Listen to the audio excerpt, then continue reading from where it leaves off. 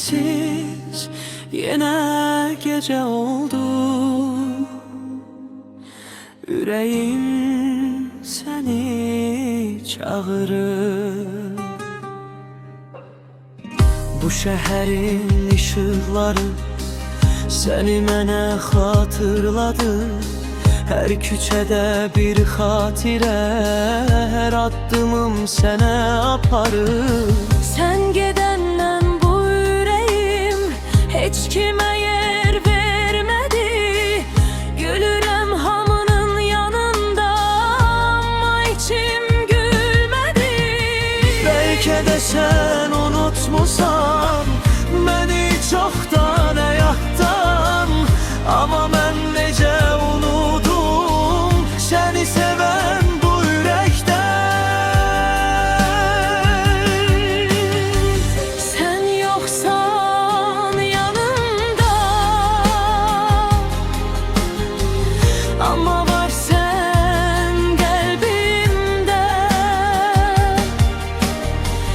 Ne kadar uzak geçsen de adın kalır dilimde. Sen yoksan yanımda, gecem sensiz, sehersiz. Ben seni unuttum desem, inanma, inanma mənə. Bir mahnı çalınır yine, sanki senin sesindir. Gözlerimi yumanda ise her şey evvelki kimidir. Ellerini tuttuğum gün hele de yadımdadır. Sen hemişe demiştin ahı bəs, hemişe hanı haradadır. Geri dönsen hiç soruşma, niye gözlerim dolu? Çünkü seni gözlemekten bu yüreğim yorulur. Sen yoksan yanımda, ama var sen kalbimde. Ne kadar uzak gitsen de adın kalır dilimde.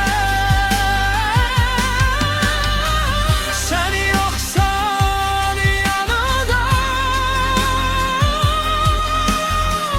gecem sensiz, sehersiz. Ben seni unuttum desem, inanma, inanmalıyım. Sen yoksan ama yüreğimde hele varsan, belki bir gün kayıdarsan, belki de hiç kayıtmazsan. Sen yoksan yanımda, ama ben hele sendeyim.